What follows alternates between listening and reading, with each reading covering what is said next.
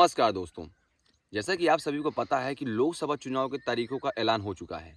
सभी पार्टियां यहां पर जोरों शोरों से प्रचार प्रसार में लगी हुई हैं। वहीं पर जो प्रत्याशी हैं पार्टियों के, तो वो अपना अपना नामांकन भी दाखिल कर रहे हैं। लेकिन इन सभी चीज़ों से पहले हमें ध्यान देना होगा उत्तर प्रदेश राज्य की। अगर लोकसभा का चुनाव होता है और किसी व्यक्ति को प्रधानमंत्री बनना है, तो सबसे पहले उसकी योग्यता और उसकी जो अहमियत है, वो उत्तर प्रदेश में कितनी है, ये बहुत मायने रखती है। तो सबसे पहले हमें देखना होगा कि आखिर उत्तर प्रदेश का इस चुनाव में क्या हाल-चाल है। सबसे पहले हमें देखना होगा कि आखिर उत्तर प्रदेश में क्या माहौल चल रहा है, उत्तर प्रदेश की राजनीति इतनी गर्म क्यों है और अंदर ही अंदर क्या डील यहाँ पर चल रही हैं। इन सभी चीज़ों को समझने के लिए आइए हम समझते हैं इस वीडियो में। सबसे पहले दोस्तों, अगर हम बात करें यहाँ पर बीजेपी की, तो बीजेपी ने 2014 में उत्तर प्रदेश में अपना बेस्ट से बेस्ट परफॉर्मेंस दिया था। लेकिन जो भी राजनीतिक विशेषज्ञ हैं, वो कहते हैं कि बीजेपी जो अपना प्रदर्शन बीजेपी यहाँ पर उत्तर प्रदेश में 2014 में या 19 में कर पाई है, उससे बेहतर प्रदर्शन बीजेपी उत्तर प्रदेश में नहीं कर सकती है। वह बीजेपी का बेस्ट था, लेकिन अब बीजेपी का उससे भी बेस्ट नहीं हो सकता है।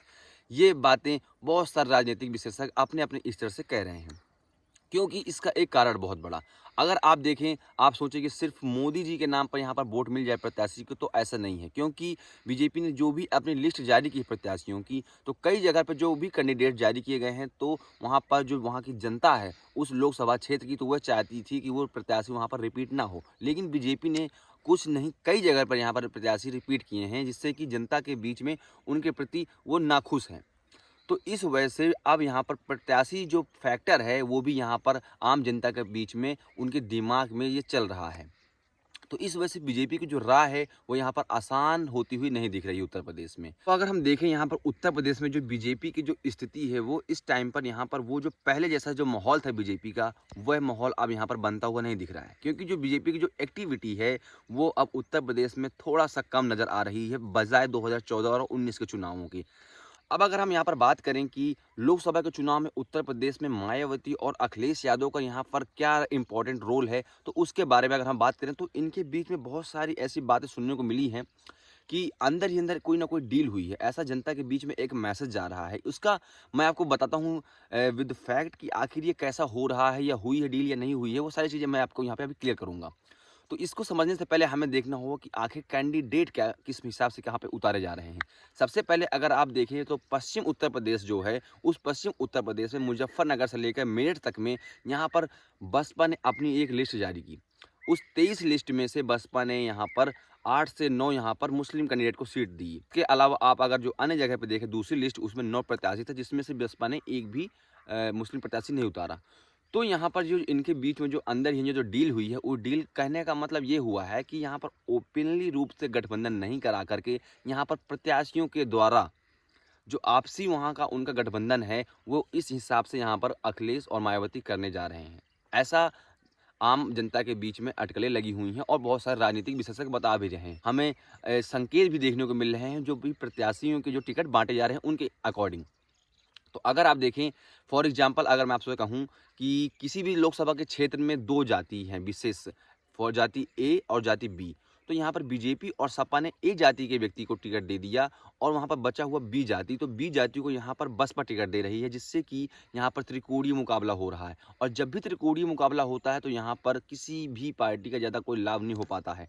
लेकिन अगर हम वहीं पे बात करें इंडिया गठबंधन की और एनडीए के अकॉर्डिंग 2 गठबंधनों की, तो यहाँ पर एनडीए गठबंधन जो कि बीजेपी गठबंधन है, उस गठबंधन को यहाँ पर मायावती के प्रत्याशियों के द्वारा भारी नुकसान यहाँ पर हो सकता है।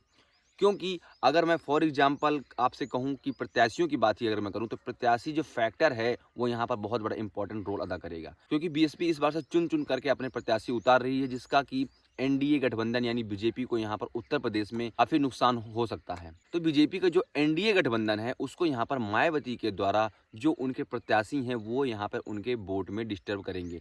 इसका एक रीज़न है, क्योंकि अगर हम बात करें 2019 के लोकसभा चुनावों की, तो सपा और बसपा का आपस में गठबंधन था। लेकिन इस बार बसपा पूरी तरह से अकेले चुनाव लड़ रही है, तो इस वजह से बसपा बसपा अपने पूरे प्रत्याशी हर सीट पे उतारेगी। और अगर हम बात करें पिछले चुनाव की 2019 की, तो बसपा का जो वोट था, जिस लोकसभा की सीट पे अगर वहाँ की जो जनता चाहती थी कि यहाँ पर बसपा के प्रत्याशी उतरे, तो वहाँ पर सपा का प्रत्याशी उतार दिया गया था। तो वो जो बसपा का जो वोट था, वो वोट वहाँ से बसपा से छिटक करके वो बीजेपी में चला गया। तो इस वजह से यहाँ पर बीजेपी की राह थोड़ा-सा आसान हो गई थी। लेकिन अब क्या है, वर्तमान की स्थिति ये है कि बसपा हर कैंडिडेट को हर लोकसभा के क्षेत्र से उतार रही है यहाँ पर। तो इससे क्या होगा कि जो वोटों का बँटवारा है, वो मुकाबला त्रिकोणीय होता हुआ नज़र आ रहा है। और त्रिकोणीय मुकाबला अगर होगा तो यहाँ पर जो बड़ी पार्टी बीजेपी है, उसको यहाँ पर नुकसान हो सकता है। क्योंकि कांग्रेस का जो रोल है, वो तो उत्तर प्रदेश में नाम मात्र का है। यहाँ पर 3 ही पार्टियाँ हैं, ये तो सपा, बसपा और बीजेपी। इन तीनों पार्टियों के बीच में यहाँ पर आपसी जो भी यहाँ पर इनका घमासान होगी, चुनावी रणनीति जो इनकी होगी, वो यहाँ पर किसकी कारगर साबित होती है, वो देखने लायक होगा। लेकिन अगर हम बात करें यहाँ पे जो देश के राजनीतिक मुद्दे हैं, बहुत सारे उत्तर प्रदेश में बहुत सारे पेपर लीक के मामले हों, चाहे यहाँ पर बीजेपी सरकार को यहाँ पर स्टूडेंटों के द्वारा हमेशा टारगेट किया गया है और बहुत सारे ऐसे जो मामले आए हैं, बहुत सारे मर्डर केस हुए हैं। बीजेपी सरकार को यहाँ पे लॉ एंड ऑर्डर में, बेरोजगारी में, पेपर लीक के मामले में, बहुत सारे मामलों में भी हाल ही में बीजेपी को यहाँ पे घेरने की कोशिश की गई है। तो बीजेपी का जो लास्ट टाइम परफॉर्मेंस है 1 साल के अंतर्गत उत्तर प्रदेश में, वो कुछ ठीक-ठाक नहीं रहा है। इसका इम्पैक्ट आम जनता के बीच में बहुत सारा जा रहा है। तो ये देखना काफ़ी दिलचस्प होगा कि आखिर मायावती और अखिलेश की जो आपस में जो यहाँ पर डील हुई है, जो आम जनता के बीच में ये बातें फैल रही हैं, वो आखिर किस तरह से साबित होती है, कैसे कारगर साबित हो पाती है। क्योंकि अगर प्रत्याशियों के द्वारा इनके बीच में अगर कोई ऐसी बात आई है, जिससे कि यहाँ पर प्रत्याशियों की आपसी सहमति के द्वारा ये एक जगह पर मान लीजिए अगर यहाँ पर सपा का कैंडिडेट जीत रहा है, तो वहाँ पर बीएसपी अपना कमज़ोर प्रत्याशी उतार रही है, ताकि यहाँ पर सपा का प्रत्याशी आसानी से जीत जाए। जहाँ पे बसपा का प्रत्याशी जीतने की उम्मीद है, वहाँ पर सपा अपना कमज़ोर प्रत्याशी उतारे ताकि वहाँ पर बसपा का प्रत्याशी जीत जाए। तो आपसी कुछ घमासान यहाँ पर इन लोगों के बीच में जो देखने को मिल रहा है, ये बहुत ही इंटरेस्टिंग होने वाला है दोस्तों। क्योंकि ये लोकसभा का चुनाव, इस बार का चुनाव बाकी चुनावों से बहुत ज़्यादा इम्पोर्टेंट चुनाव है। तो इस चुनाव में दोस्तों सभी जनता की नज़रें बनी हुई हैं और इस चुनाव को बहुत ख़ास चुनाव माना जा रहा है क्योंकि इस चुनाव में लोकतंत्र और इस चुनाव में भारत का संविधान, इस चुनाव में देश की मीडिया, इस चुनाव में देश की बेरोज़गारी, इस चुनाव में देश की महंगाई, बहुत सारे यहाँ पर जो इश्यूज़ हैं वो इस चुनाव में हावी होने वाले हैं। क्योंकि ये भारत का भविष्य तय करेगा चुनाव। तो चलिए दोस्तों, अगर आपको वीडियो इंटरेस्टिंग लगी हो तो प्लीज़ आप हमारे चैनल को सब्सक्राइब कर लीजिएगा। यहाँ पर आपको ऐसे ही राजनीतिक स्पेशल वीडियो देखने को मिलती रहेंगी। समय दर समय बहुत बहुत धन्यवाद।